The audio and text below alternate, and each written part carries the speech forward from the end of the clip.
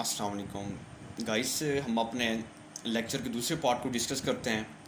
जैसे कि मैंने नॉर्मली बात की कि हमारी बॉडी के अंदर जो सेल डिवाइड करते होते हैं वो नॉर्मली फंक्शन एक बैलेंस कंडीशन में कर रहे हैं। मैंने लाइफ के बारे में डिस्कस की, सेल के बारे में डिस्कस किया, एक नॉर्मल रूटीन पे डिवाइड हो रही है, लेकिन उसके कुछ रिमेनिंग पार्ट को हम टच करके आगे चलेंगे। जैसे एक लाइफ स्पैन के बाद हमारी बॉडी के अंदर ब्लड रेड ब्लड सेल्स हैं, वाइट ब्लड सेल हैं, इनके एक स्पेसिफिक ड्यूरेशन के बाद ही रिप्लेस हो रहे हैं, न्यू बन रहे होते हैं और रिप्लेस हो रहे हैं। एक सेल फॉर एग्जांपल डेड हो चुका है तो वो उसकी वजह से वो वहाँ पे जो दूसरे सेल्स हैं वो इन्फेक्ट नहीं हो रहे हैं, राइट।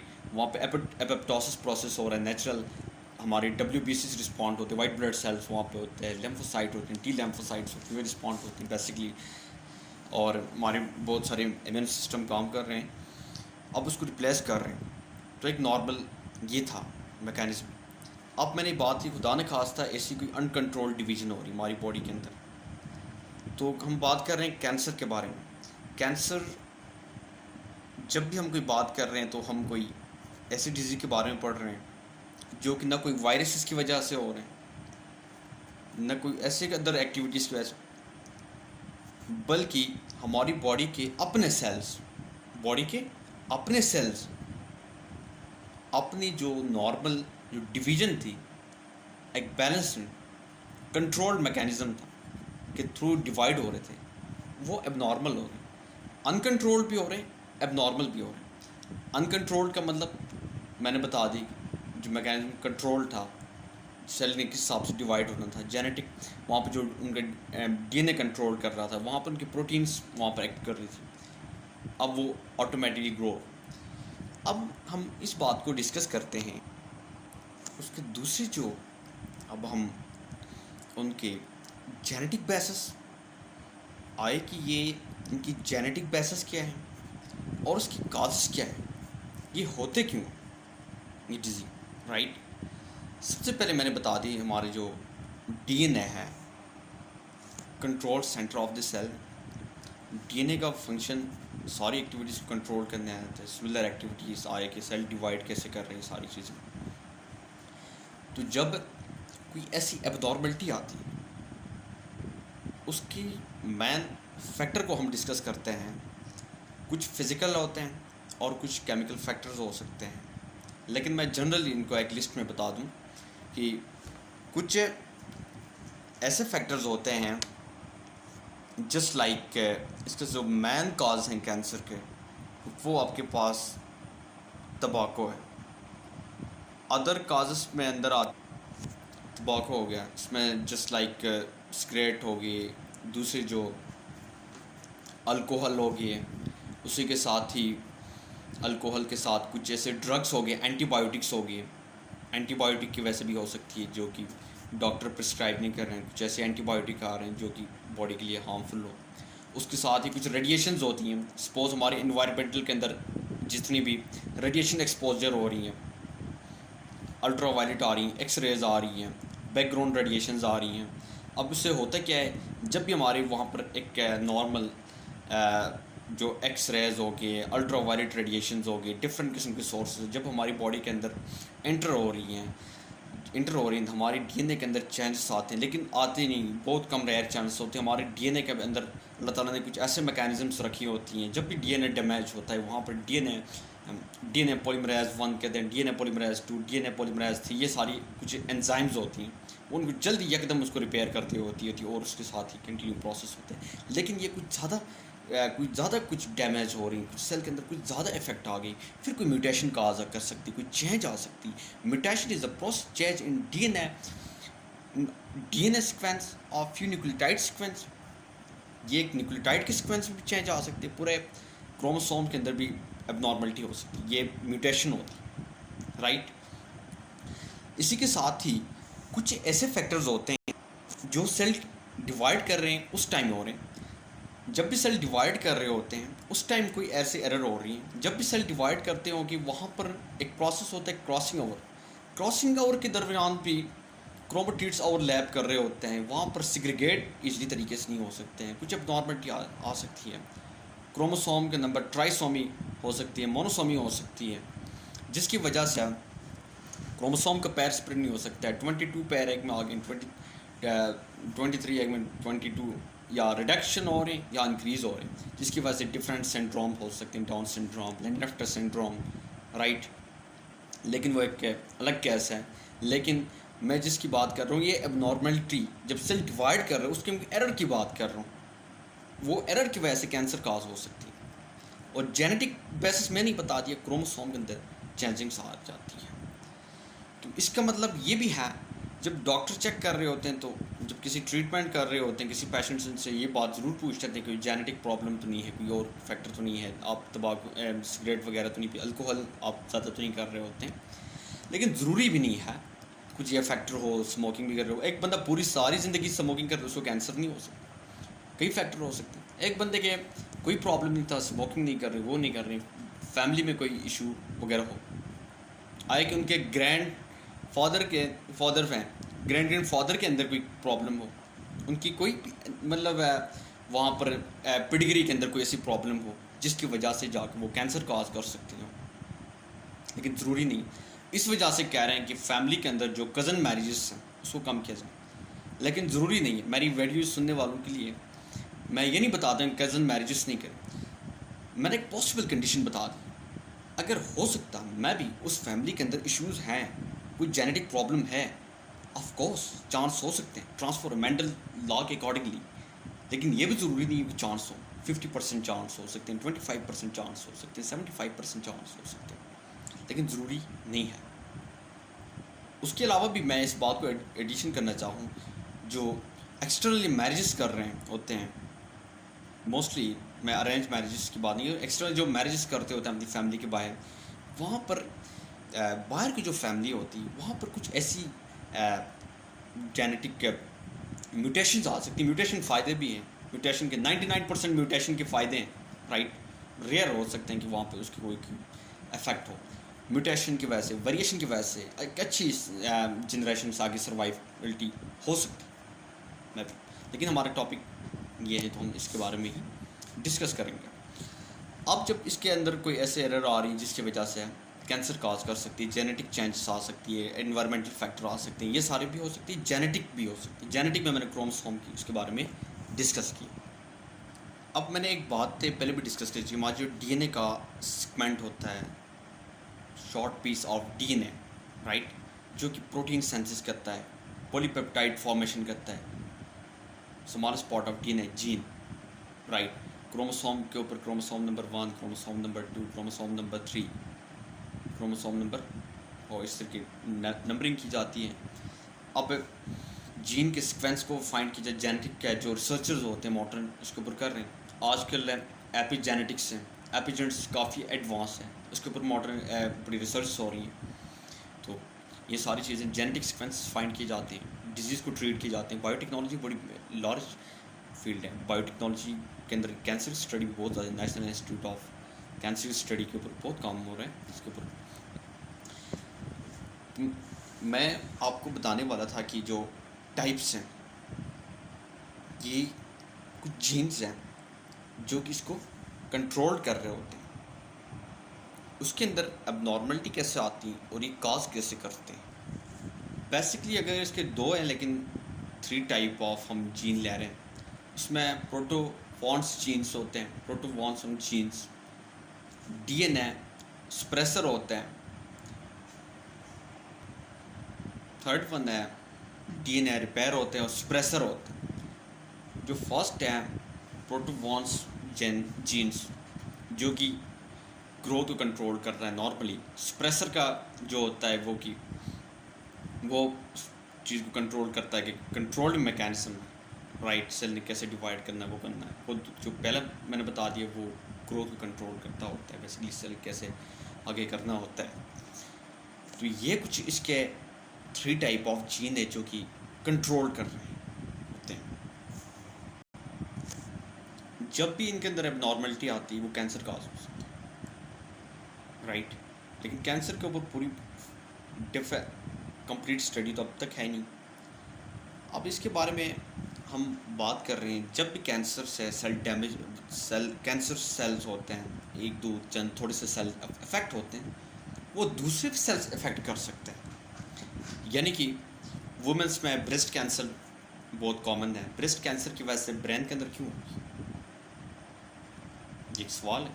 इंटेस्टाइन के अंदर, मेल्स के अंदर प्रोस्टेट कैंसर हो रही, प्रोस्टेट कैंसर की वजह से वहाँ पर डिफरेंट किस्म के कोई और ऑर्गन पर डैमेज क्यों होता है। जब भी कैंसर हो सकती हैं दूसरे सेल्स वो आइदर की ब्लड कैपिलरीज से, लिम्फेटिक सिस्टम के, लिम्फ नोड, या वो दूसरे प्रोसेस से ट्रेवल करके वहाँ पे जाते हैं। जाने के बाद प्रोसेस है मेटास्टासिस। जब भी ये मेटास्टासिस करते हैं दूसरे सेल को इफेक्ट कर रहे होते हैं, उसके डीएनए के अंदर चेंज आती है और उसको पे जब प्राइमरी कैंसर कहते हैं, प्राइमरी स्टेज होती है, और दूसरी जो चेंजिंग्स आगे डीएनए के अंदर चेंज आगे वो कैंसर काज हो सकती है, वहाँ पर भी प्राइमरी स्टेज वहाँ पर होती है।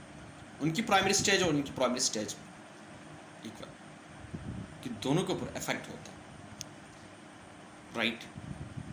जब भी होता है मेटास्टासिस की वजह से दूसरे सेल्स इफेक्ट हो जाएंगे, और ये जब भी टिश्यूज़ के अंदर चेंज आ जाती हैं, कोई भी चीज़ जब टिश्यू के अंदर चेंज आ जाती है वो आपके पास डिफरेंट कैटेगरीज के हो सकते, जैसे लाइक हाइपरप्लेसिया होता है, डिस्प्लेसिया होता है, क्रेनोप्लेसिया होता है। तो ये बहुत सारी इसके अंदर टिश्यूज़ के अंदर चेंजिंग्स आ जाती हैं। अब हम इस बात को डिस्कस करते हैं कि इनकी टाइप्स क्या है, कैंसर की टाइप्स कितनी, और उसके बाद हम ये डिस्कस करेंगे। वीडियो थोड़ी सी लंबी होगी लेकिन ज़रूर देख लें, मैं अपने नॉलेज के हिसाब से बता रहा हूँ। I am student of pre medical, right. जब भी इसके अंदर ट्रीटमेंट, उसके बाद डायग्नोस कैसे की जाती हैं और ये इफेक्ट कैसे, फाइनली मोस्ट ऑफ केसेस में डेथ कॉज करते हैं, वो भी बता दूंगा। अब जब हम इसकी टाइप्स की बात कर रहे हैं तो 100 से ज़्यादा कैंसर की टाइप्स होती हैं। यानी कि मैं आपको एक बात बता दूं, हमारे हेयर से लेके नेल तक, जो फीट की नेल, वहाँ तक किसी भी ऑर्गन में कैंसर हो सकता है, लेकिन ये कुछ मेल्स में और फीमेल्स में डिफरेंट है। एक कुछ कंडीशन में बताओ, उसकी जो बेसिक जो कॉमन टाइप्स हैं उसके अंदर फर्स्ट वन ल्यूकेमिया है, जो WBCs वहाँ पर उनका नंबर एबनॉर्मल होता है। बोन मैरो के अंदर प्रॉब्लम होते हैं, बोन मैरो के अंदर जो डिफरेंट स्टेम सेल्स लाइक वहाँ पे डिफेक्ट आ सकता है, उनको नंबर रिडक्शन हो सकती है। बोन मैरो को उनको ट्रांसप्लांट किया जाता है, वहाँ पे एबनॉर्मलिटी आ सकती है, क्योंकि बोन मैरो के अंदर हमारे जो वाइट ब्लड सेल्स हैं डिफरेंट, क्योंकि रेड ब्लड सेल की फॉर्मेशन होती है बोन मैरो के अंदर। इसी के साथ ही जो दूसरी टाइप है हमारी, वो लिम्फेटिक सिस्टम, इसी के साथ जो ल्यूकेमिया है उसके एक दो कैटेगरी आती हैं, लिम्फोमिया हो गया, मेलेनोमिया हो गया, इस तरह काफ़ी कैटेगरीज आती हैं जिनकी वजह से कैंसर काज हो सकता है। अब हम इस चीज़ के बारे में डिस्कस करते हैं कि आए कि इसके सिम्टम्स क्या है।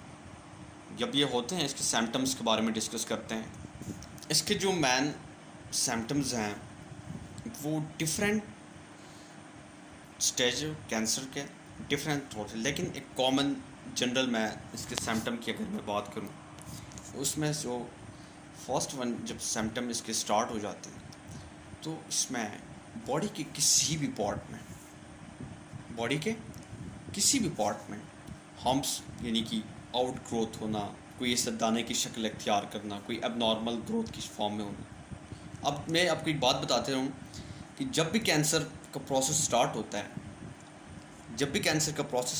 है, ल्यूकेमिया के अंदर अभी हम ब्लड कैंसर ले रहे हैं। अब मैंने बता दिया अनकंट्रोल्ड एबनॉर्मल ग्रोथ होती है। कुछ कैंसर में जब सॉलिड कोई चीज़ बनते हैं, राइट, जब कोई सॉलिड पार्टिकल बनते हैं वहाँ पर एबनॉर्मल वो ट्रैवल करता जा रहा है।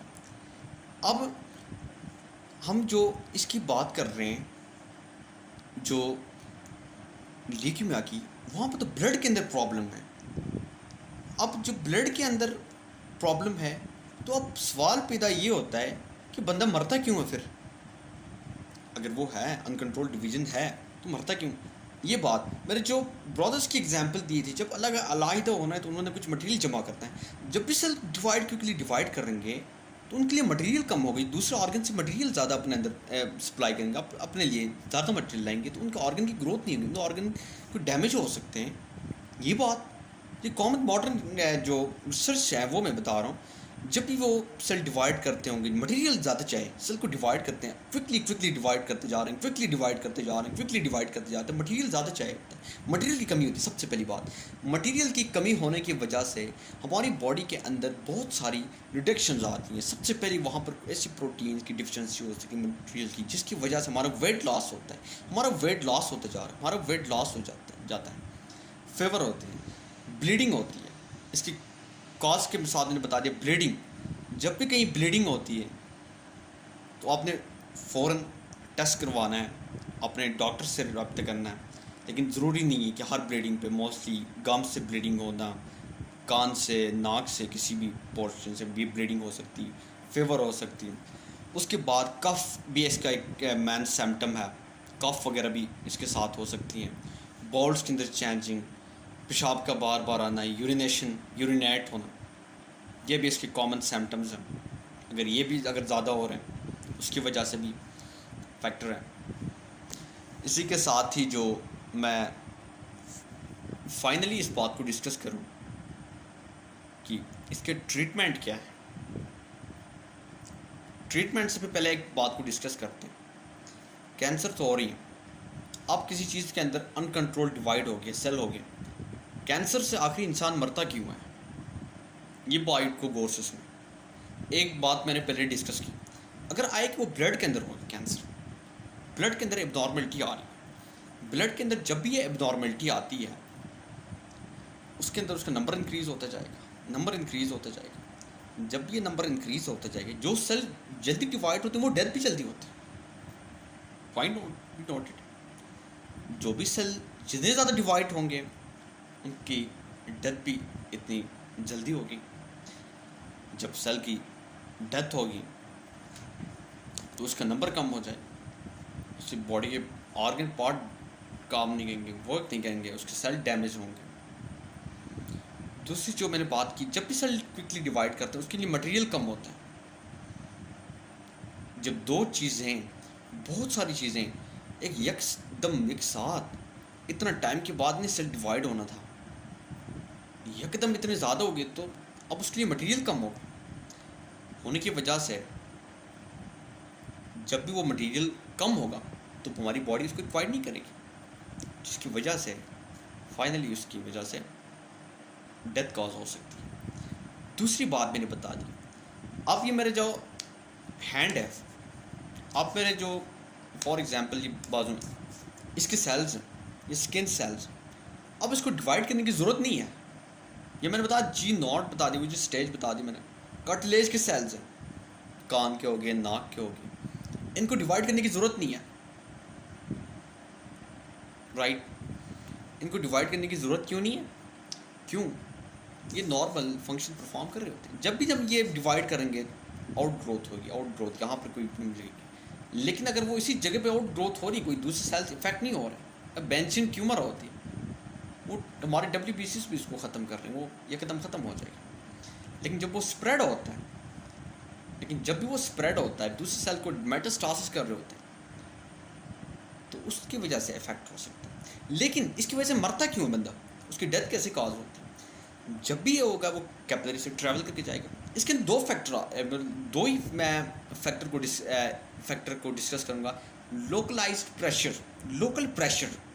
अब लोकल प्रेशर क्या चीज़ है, इस बात को डिस्कस कर लेते हैं। जब लोकल प्रेशर, और दूसरी बात मैं ये बताना चाहूँगा कि दूसरे सेल इसकी वजह से डैमेजिंग कॉज बहुत ही ज़्यादा होती है, जो उसकी वजह से डेथ हो।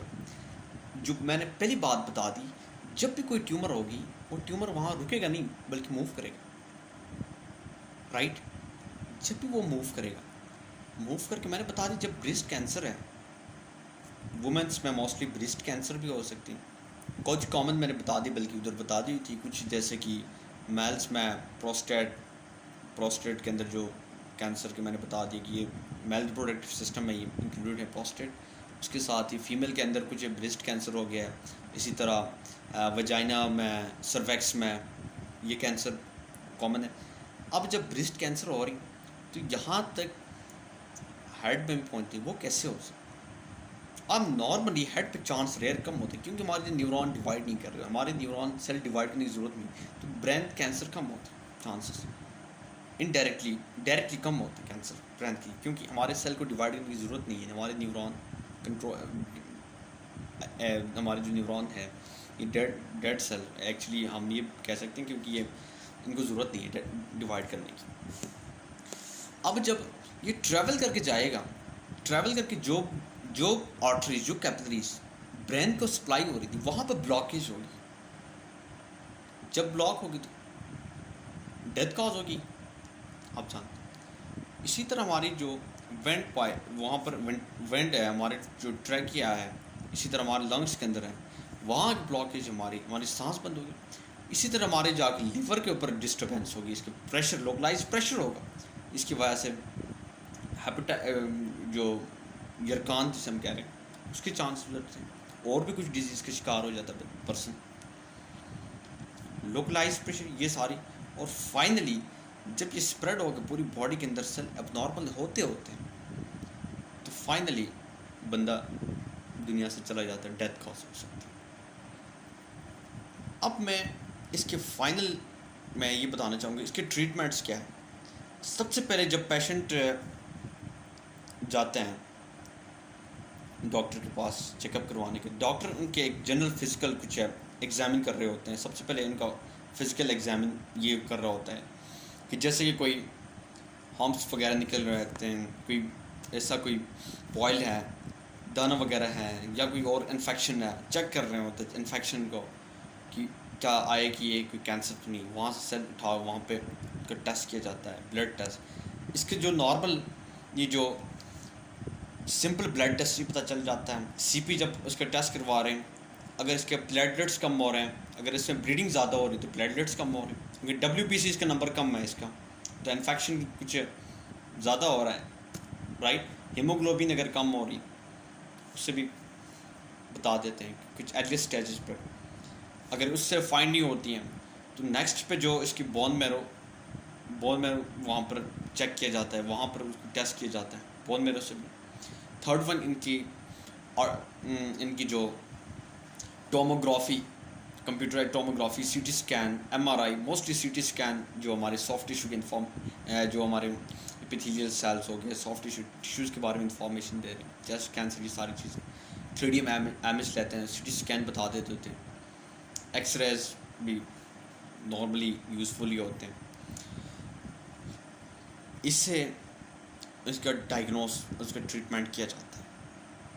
जब उसका डायग्नोस जब किया जाता है उसके ट्रीटमेंट में सबसे पहले जो दिया जाता है कीमोथेरेपी की जाती है। कीमोथेरेपी में आपको इंजेक्शंस दिए जाते हैं जो कि फ़र्स्ट ऑफ ऑल जब लगा लेते हैं बॉडी के अंदर, इंजेक्ट करते हैं वो, बल्कि वो आपके जो सेल्स होते हैं वहाँ पर कैंसर सेल को जला लेते हैं, ख़त्म कर सकते हैं।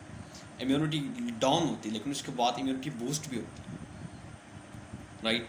उसके अलावा जो इसी तरह जो बायोप्सी प्रोसेस हो गया, लेबॉर्ट्री कोई टेस्ट हो गए, उसके ज़रिए इनकी एग्ज़ाम की जाती है बाद में।